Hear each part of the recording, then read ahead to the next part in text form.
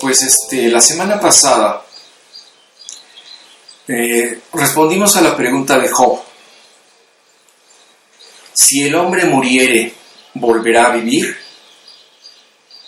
Para esto vimos que hay pues una parte de nuestro cuerpo, una parte de nuestro ser que es eterna, que es nuestra alma y nuestro espíritu.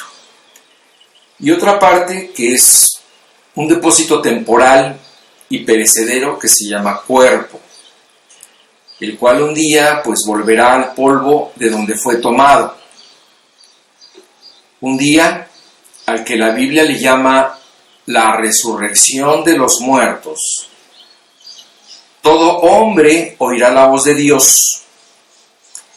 Ese día Él le dará la orden al cuerpo de todo aquel que haya sido concebido en esta tierra, para que se levante y sea unido nuevamente a su alma y a su espíritu, para ser llevado en cuerpo y alma a la vida eterna o a la condenación eterna.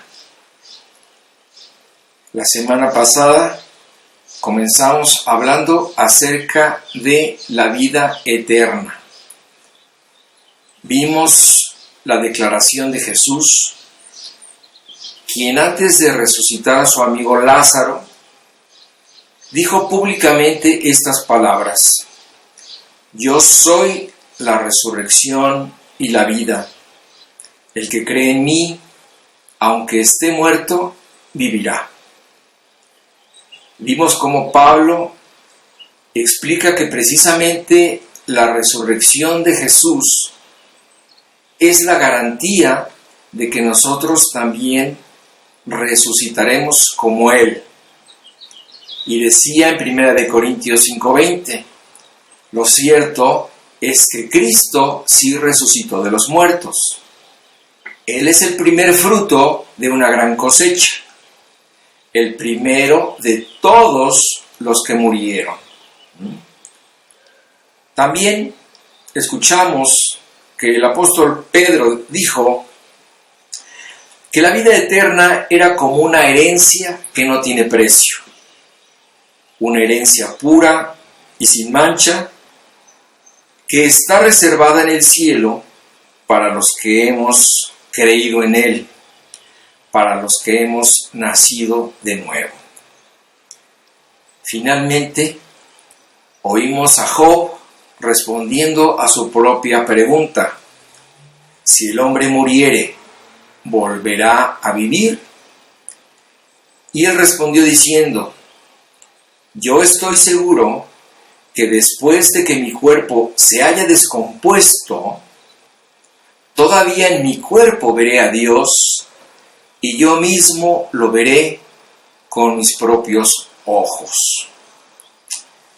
Concluimos, pues, que la Biblia afirma contundentemente dos cosas: que sí hay una vida después de morir, que puede ser una vida eterna o una condenación eterna, y que cada uno escoge en forma libre y soberana cuál de estas dos vidas será su destino final. ¿Ok? Bueno, hoy hablaremos entonces de la resurrección para condenación eterna. El simple hecho de pensar que el hombre al morir puede ir a otro lugar que no sea el cielo es algo que choca en la mente del hombre y en su estómago.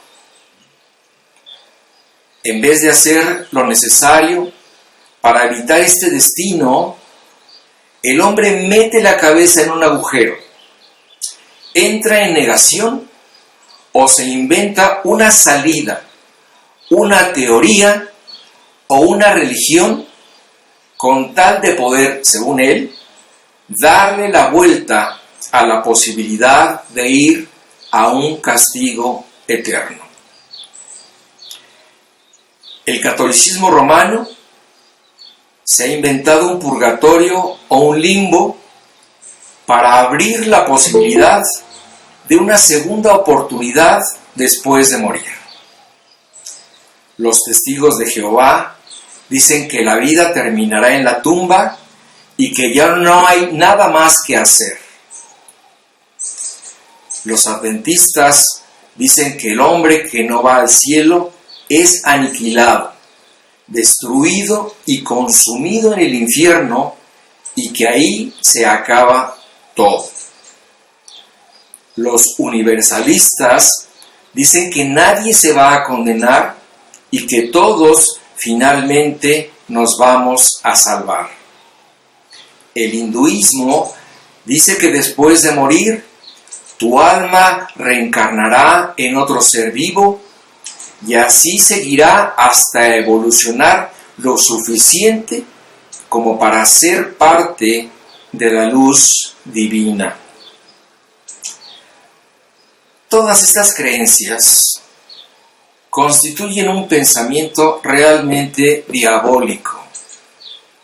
Han sido diseñadas y enseñadas para dar falsas esperanzas por medio de la mentira. Todas ellas van en contra de la doctrina cristiana acerca del juicio final, que se nos dice en Hebreos 9:27, que dice así: y de la manera que está establecido para los hombres, que mueran una sola vez y después de esto el juicio. Así que esto es muy claro. También con este tipo de doctrinas pretenden hacer vano el sacrificio de Cristo. Porque si no existe un castigo eterno, entonces, ¿de qué te vino a salvar Jesucristo? ¿Por qué tuvo que morir? ¿Por qué tuvo que entregar su vida por ti y sufrir en la cruz un infierno que no existe? Sin embargo, la Biblia dice que Jesús vino a buscar y a salvar lo que se había perdido. Finalmente vemos a Satanás detrás de todo este engaño. Él quiere hacerte creer que todo está bien en tu vida, que vas en el camino recto, que no hay ningún peligro adelante, o que siempre habrá una forma de escapar, que no hay necesidad de arrepentirte y pedirle perdón a Dios, que no hay necesidad de corregir nada, que puedes vivir tu vida como quieras, que no hay ninguna responsabilidad y ninguna consecuencia de tus actos. Pero la Biblia dice exactamente lo contrario en Proverbios 14:12. Dice así: hay camino que al hombre le parece derecho, pero su fin es camino de muerte. Características de la condenación eterna. Dice la Biblia que las personas que sean condenadas irán a un lugar que la Biblia llama el infierno. Yo sé que pues no es un tema muy popular. Todos prefieren oír hablar del cielo. Sin embargo, en la Biblia es un tema obligado. Es un tema muy importante y yo diría crucial. En el Nuevo Testamento se menciona 12 veces la palabra infierno, de las cuales 11 de ellas fueron pronunciadas personalmente por Jesús. Cuando él habló de este lugar, usó una palabra, Gehenna, que era el nombre que se le daba al valle de Hinnom a las afueras de Jerusalén. En tiempos antiguos, en ese lugar, se ofrecieron sacrificios de niños en los brazos ardientes del dios Moloc. Después, con el tiempo, este valle se convirtió en un lugar donde se quemaba basura, animales muertos y los cadáveres no reclamados de los ejecutados, de tal forma que todo el tiempo estaba ardiendo y lleno de gusanos. Para la mente judía, este valle siempre fue considerado como un lugar maldito. Cuando Jesús mencionaba este lugar, todos sabían a qué se refería. Pero él no quería decir que ese valle sería el destino final de las almas condenadas, sino que lo usó como una referencia, como una ilustración de lo que se podía esperar en el infierno real. Nosotros mismos hemos integrado la palabra infierno a nuestro lenguaje cotidiano con un significado muy similar. Cuando queremos referirnos a algo terrible, decimos, parecía un infierno, ¿no? O estamos sufriendo un infierno, o incluso hasta vete al infierno. Y todos entendemos que esta palabra, en general, se usa para describir algo malo e indeseable. A lo largo del discurso neotestamentario, el infierno está descrito hasta donde el lenguaje humano puede permitirlo, como un lugar de sufrimiento y dolor.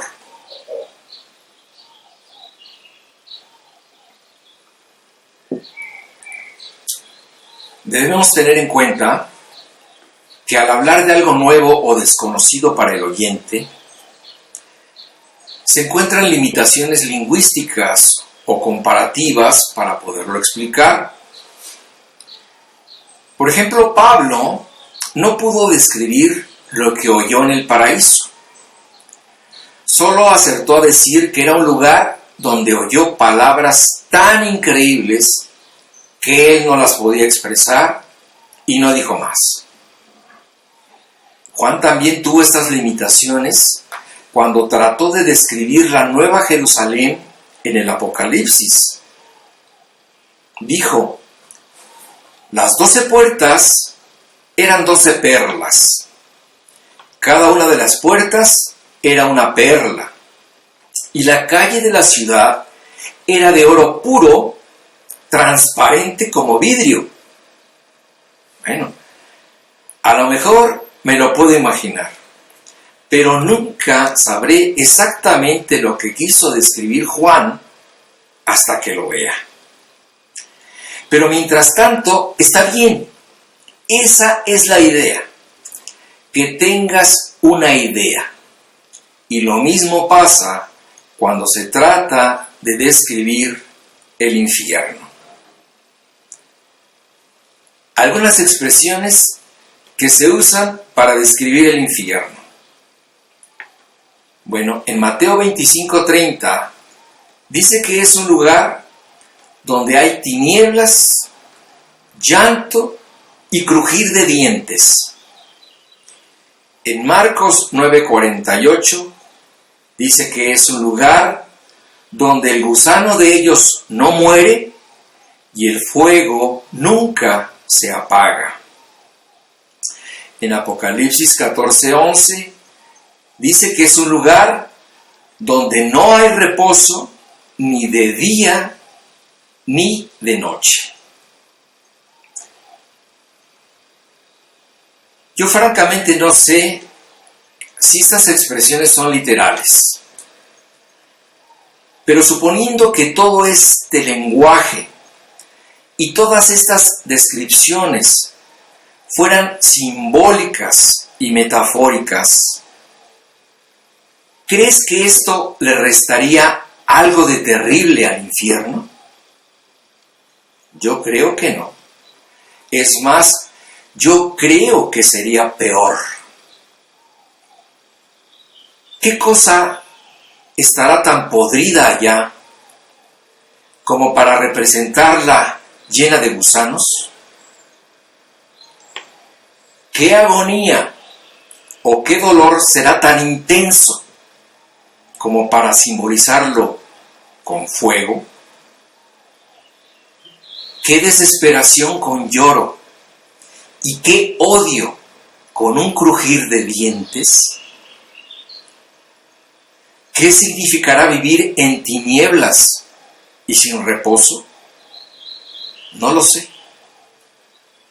Pero estas expresiones me hacen concluir que no es un lugar donde yo quisiera estar. Seguramente es un lugar muy distinto al que los pintores y escritores han tratado de representar. Y lo más probable es que la realidad del infierno supere a nuestra imaginación. Seguramente no habrá un diablito fastidiándote con su trinchete, ni tampoco será como lo imaginó Dante. De todos modos, como lo quieras ver o imaginar, la descripción que se nos da de él es la de un lugar terrible. Por lo pronto, pues nos deben bastar las palabras de Jesús, quien al referirse a este lugar dijo que se debía evitar a toda costa. Y lo dijo precisamente en Mateo 5, 29 y 30.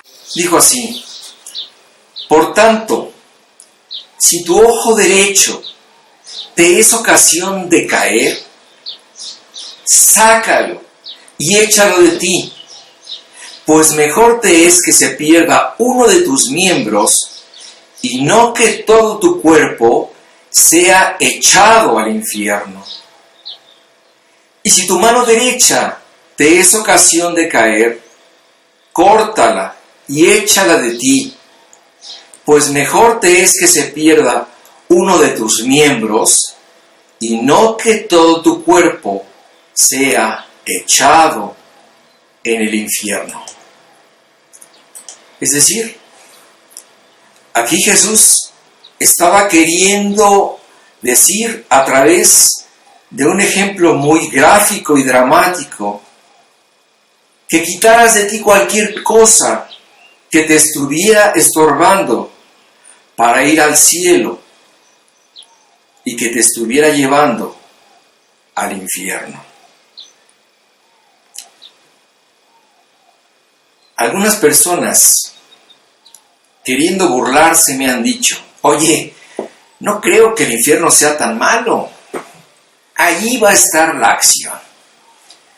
Allí voy a estar con todos mis cuates y seguramente rodeado de personas muy interesantes. No sé si alguna vez has entrado a un hospital donde hay enfermos graves que comparten el cuarto. Yo sí. Y no los he visto jugando cartas ni en gran charla. Todo lo contrario. Cada uno de ellos está muy ocupado con su propio dolor. Todo su tiempo y energía la ocupan para lamentarse y luchar por su vida. Su estado es de sufrimiento y agonía. El infierno es un lugar de sufrimiento y agonía.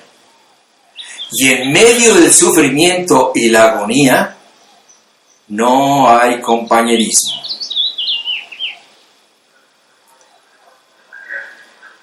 En el Evangelio según Mateo, en el capítulo 10, Jesús comienza a decirle a sus discípulos todo lo que sufrirían por predicar su nombre. Los alienta a no temer a la traición, los alienta a no temer a la persecución, y es más, les dice que no teman ni a la muerte. Pero al final de su discurso les dice: teman a aquel que puede echar su alma en el infierno. Caer en los brazos de Dios, pues puede ser lo más hermoso que te puede pasar. Pero que la ira del Dios vivo caiga sobre ti, será el sufrimiento más grande que jamás hayas podido imaginar. Y de esta forma lo describe el autor de Hebreos en el capítulo 10, versículo 30 y 31. Dice así: pues conocemos al que dijo: mía es la venganza, yo daré el pago, dice el Señor. Y otra vez, el Señor juzgará a su pueblo. Horrenda cosa es caer en manos del Dios vivo. Ahora bien, ¿dónde está el infierno? Algunos dicen: el infierno está aquí en la tierra. O el infierno son ustedes. Así decía Jean-Paul Sartre. En realidad, no sabemos dónde está. Pero sí sabemos que es un topos. Esta es la palabra griega que se usa para explicar que el infierno es un lugar real, que ocupa un espacio físico, que tiene una geografía. No es un estado mental, ni una alucinación, ni una pesadilla interminable. Entonces, el infierno es un lugar en donde irán las personas a la condenación eterna. ¿Cuánto durará el castigo en el infierno? Bueno, hasta donde llega la revelación de Dios en su palabra, el tiempo será para siempre, según dice la Biblia en 2 de Tesalonicenses 1:9 y en Apocalipsis 14:11. Dice así, hablando de las personas que están en el infierno, dice: los cuales sufrirán pena de eterna perdición, excluidos de la presencia del Señor y de la gloria de su poder. Y en Apocalipsis 14:11 dice así: y el humo de su tormento sube por los siglos de los siglos, y no tienen reposo de día ni de noche los que adoran a la bestia y a su imagen, ni nadie que reciba la marca de su nombre. Es decir, aquí se nos está diciendo que el infierno es un lugar donde todo aquel que entre perderá toda esperanza de cambiar su suerte. Ahora bien, una pregunta que es muy común entre muchas personas es la siguiente: ¿por qué hay un infierno? ¿No contradice lo que Dios dijo?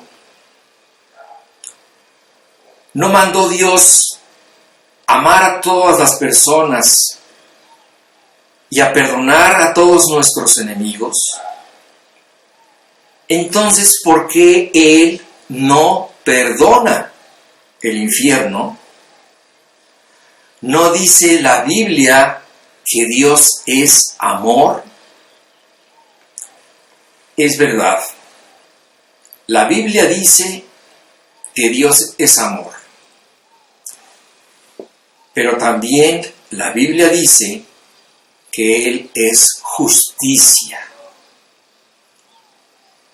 Si Él dejara de aplicar la justicia, estaría infringiendo su propia ley, se convertiría en un juez injusto, se convertiría en un juez corrupto y ya no podría ser Dios. Fíjate lo que dicen estos versículos que te voy a leer a continuación.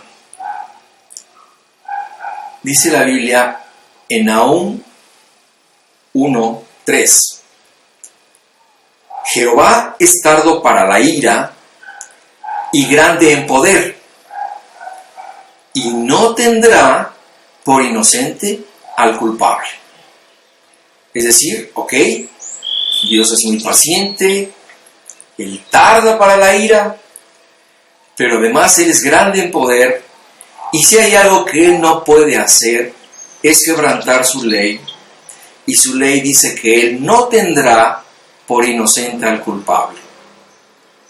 Los jueces que hacen esto se convierten en jueces corruptos. Él no puede quebrantar su ley, y su ley dice que la paga del pecado es muerte. Es decir, Dios ha determinado que toda la persona que peque tiene que morir. Entonces, esto es algo que no puede suceder. Dios no puede pasar por alto su ley. Dios no puede negarse a sí mismo. Él no puede cambiar lo que Él ya decretó. Ahora bien, para que Él siga siendo amor y a la vez justicia en términos perfectos, ninguna de estas dos cualidades divinas debe anular o sobreponerse a la otra, sino que deben convivir juntas. Y así fue. Dios aplicó su amor, su sabiduría y entendimiento, enviando a su Hijo al mundo. Esta es la parte a través de la cual Dios aplicó su amor.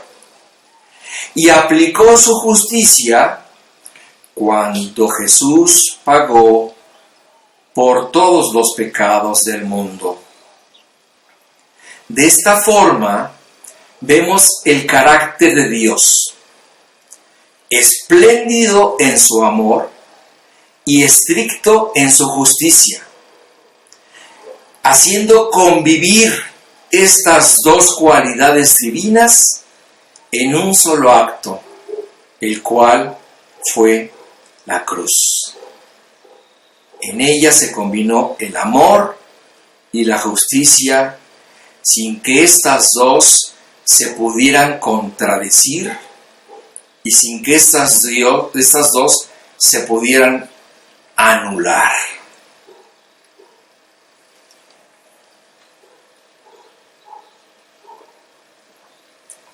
Ahora bien, toda esta gente que se pregunta ¿por qué hay un infierno? Más bien debería preguntarse ¿por qué hay un cielo? Para condenarnos hemos cumplido con todos los requisitos y hemos hecho todo lo necesario.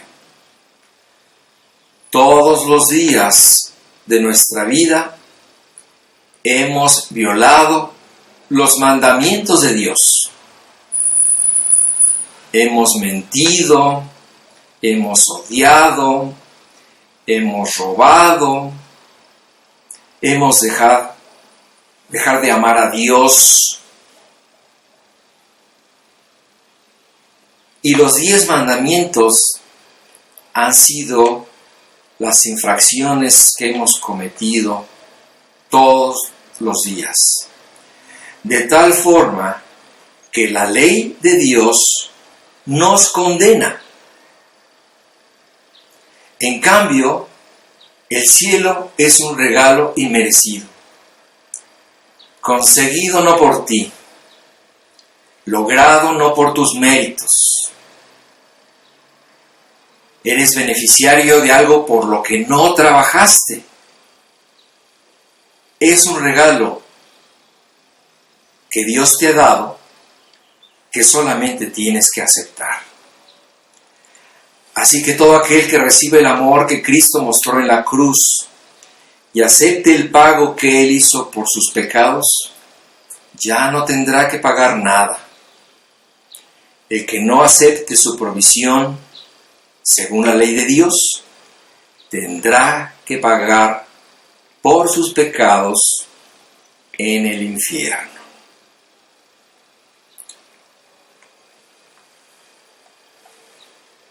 Jerusalén, Jerusalén. Casi al final de su ministerio, Jesús pronunció unas palabras en Mateo 23 que tocaron profundamente mi corazón mientras preparaba esta plática para ustedes. Me imaginé a Jesús haciendo un alto en el camino y gritándole a su amado pueblo desde lejos, diciendo las siguientes palabras: Jerusalén, Jerusalén, que matas a los profetas y apedreas a los que te son enviados. ¿Cuántas veces quise juntar a tus hijos como la gallina junta sus polluelos debajo de las alas, y no quisiste? Así como una gallina avisora el peligro y busca proteger a sus polluelos bajo el cobijo de sus alas, de la misma manera, Dios te hace un llamado para que te refugies en sus brazos y evites la condenación eterna. Después de que las personas comparezcan ante el juicio de Dios y se les dicte sentencia, ninguna persona podrá decir: es que no supe, es que yo no entendí, es que no tuve tiempo, es que nunca me convencí, es que nadie me dijo. En ese momento, Dios te hará recordar el día y la hora en que te llamó y te buscó. Ya sea por medio de una persona que te presentó el Evangelio de Cristo, que te explicó cuál era tu situación ante Dios, que te dijo lo que tenías que hacer, que tuvo la paciencia para contestar todas tus preguntas, que estuvo junto a ti, que oró por ti, ya sea en forma personal o por medio de una adversidad o una bendición, a través de las cuales Dios se hizo presente para llamar tu atención. Tu problema, dirá Dios, fue que no quisiste, que rechazaste a la fuente de agua viva y decidiste amar tus pasiones desordenadas, tu dinero, tu orgullo, tu simpleza, tu indiferencia, tu banalidad, tus pecados. Cuando Jesús dirigió esas palabras a Jerusalén, estaba a días de abrir sus brazos en la cruz para recibir al mundo. Pero antes de poder hacer esto, primero tenía que recibir nuestros pecados sobre su cuerpo en el madero. Él no tenía por qué estar allí. Él nunca pecó, pero voluntariamente se puso en el lugar donde deberías estar tú. En medio del dolor y la agonía de la cruz, murió pagando una deuda ajena. Para que tú pudieras tener vida, Él tuvo que dar su vida por ti. De esta forma, te liberó de tu deuda de pecado. Así compró nuestra libertad con su sangre y perdonó nuestros pecados. Ahora, Él tiene el pago de tu deuda en su mano, pero solo se la dará a aquel que crea en Él y acuda a Él para tomarlo.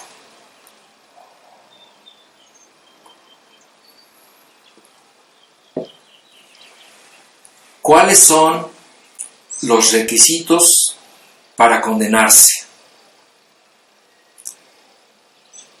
Para condenarte, lo único que necesitas es rechazar la salvación de Dios, como lo explica Juan en el capítulo 3, del versículo 21, del 19 al 21.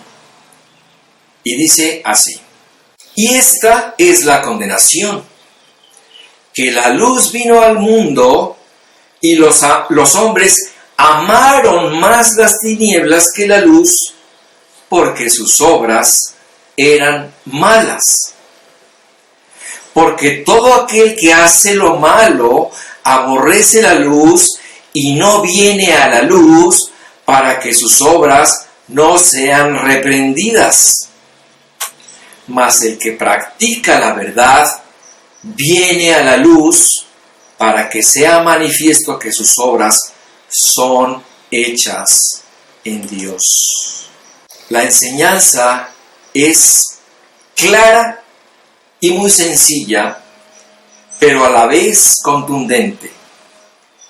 Para que una persona se quede en las tinieblas, lo único que necesita es rechazar la luz. Tan fácil de entender como decir: para que una persona se muera, necesita rechazar la medicina. O para que una persona se ahogue, necesita rechazar el salvavidas. Fíjate cómo dice aquí Juan 3:18. El que en Él cree, refiriéndose a Jesús, no es condenado. Pero el que no cree ya ha sido condenado porque no ha creído en el nombre del unigénito Hijo de Dios. Debemos entender que Dios no condena a nadie. Al contrario, Dios salva a todo aquel que quiera salvarse. Pero el que rechaza a Jesús, quien es el regalo provisto por Dios para tu salvación, se condena a sí mismo, como lo explica Juan en el capítulo 3, versículo 36. el que cree en el Hijo tiene vida eterna, pero el que rehúsa creer en el Hijo no verá la vida, sino que la ira de Dios está sobre él. La condenación eterna será simplemente la continuación de lo que pasó aquí en la tierra. Es decir, si aquí tú rechazaste a Dios, después de que mueras, nada cambiará. Simplemente continuará tu estado de incredulidad que tuviste en la tierra, pero en la eternidad. Dios no lleva a la fuerza a nadie a la vida eterna. Si tú no quisiste nada con Dios en esta tierra, ¿tú crees que Dios va a llevarte a un cielo con un Dios a quien nunca quisiste, con un Dios que nunca te interesó, y te llevará a un cielo a compartir la vida con los que sí creyeron, a quienes tanto criticaste y odiaste mientras estabas en esta tierra? Claro que no.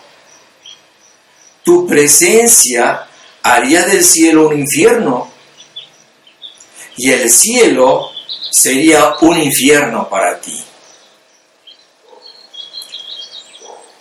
La condenación eterna será el veredicto final, la retribución que Dios le dará a todos aquellos que no quisieron conocer a Dios ni quisieron obedecer el Evangelio de nuestro Señor Jesucristo, como lo explica Pablo en 2 de Tesalonicenses, capítulo 1, versículos 7 y 8.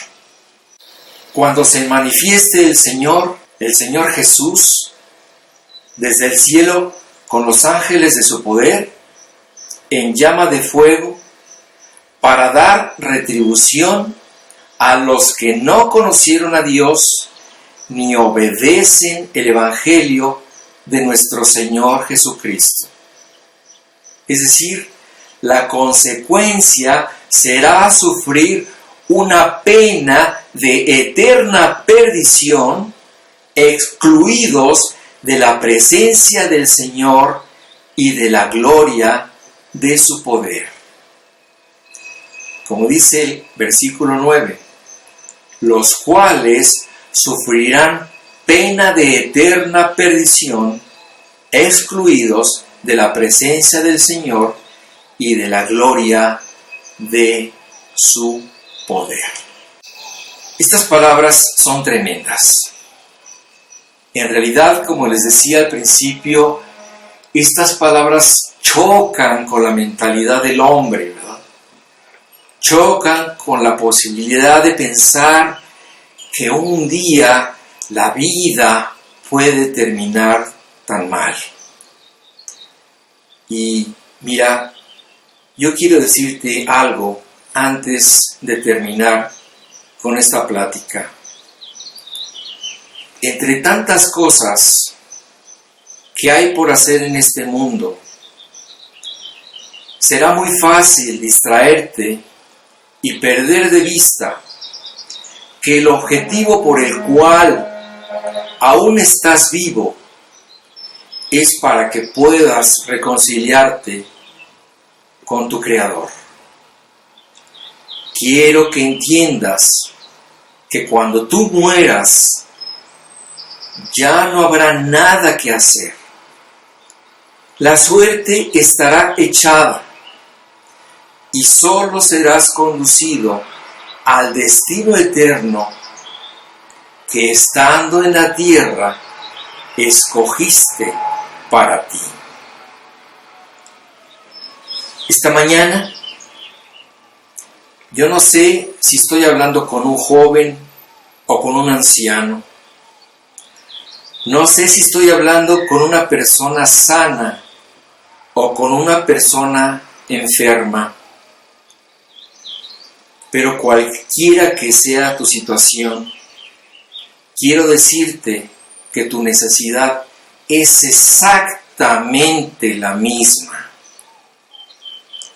Por eso quiero insistir y quiero decirte que no hay otra cosa más importante en este mundo que evitar que se pierda tu alma. Como dice la Biblia, ¿de qué te habrá servido ganar todo el mundo si finalmente pierdes tu alma? Esta mañana te quiero preguntar si te gustaría creer. Hoy puedes cambiar tu destino. Hoy todavía hay tiempo y hay esperanza para hacerlo. Lo único que necesitas es querer creer. Y si esta mañana tú lo quieres hacer, te voy a decir lo que tendrías que hacer. Híncate ante Dios y pídele con un corazón realmente sincero, con un corazón sencillo y humillado, que te perdone. Pídele que tenga misericordia de ti. Dile que crees en Él y en todo lo que hizo por ti en la cruz por medio de Jesús. Acéptalo en tu vida y pídele que te libere de la condenación eterna.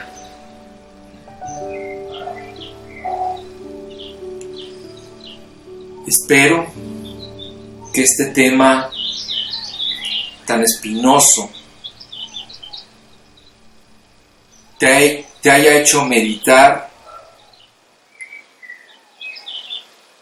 en cosas profundas, en las cosas que están después de esta vida. Si alguien muriere, ¿volverá a vivir? Desde luego que sí. Esta es una realidad afirmada a todo lo largo de la Biblia. Ahora depende de ti en qué parte de la eternidad pasarás tu vida. Bueno, pues voy a compartirles con ustedes por último el tema musical que he escogido para ti esta mañana.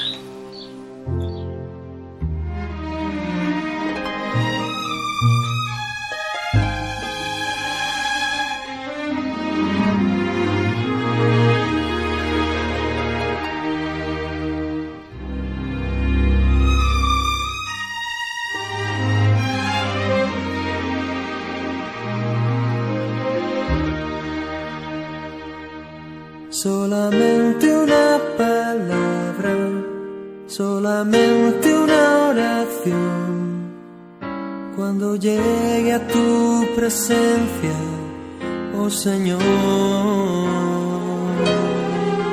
no me importa en qué lugar de la mesa me hagas sentar, o el color de mi corona, si la llego a ganar. Solamente una palabra, si es que aún me queda voz, y si logro articularla en tu presencia. No te quiero hacer preguntas, solo una petición. Y si puede ser a solas, mucho mejor.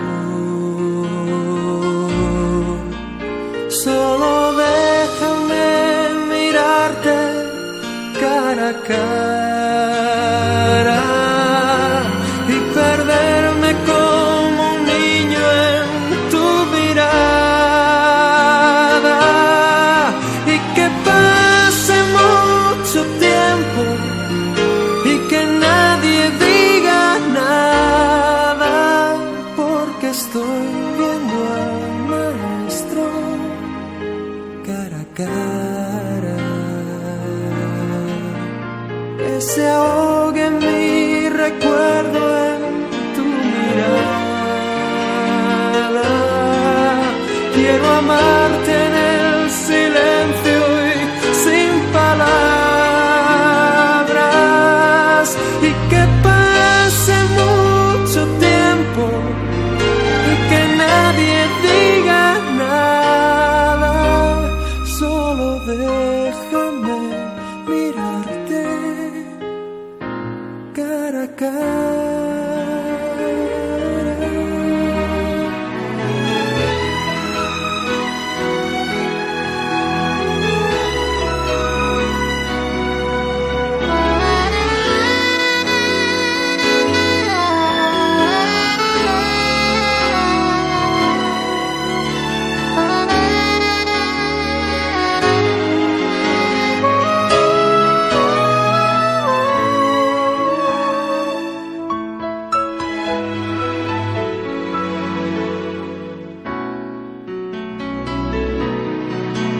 Solamente una palabra, solamente una oración. Cuando llegue a tu presencia, oh Señor, no me importa en qué lugar de la mesa me hagas sentar o el color de mi corona si la llego a ganar.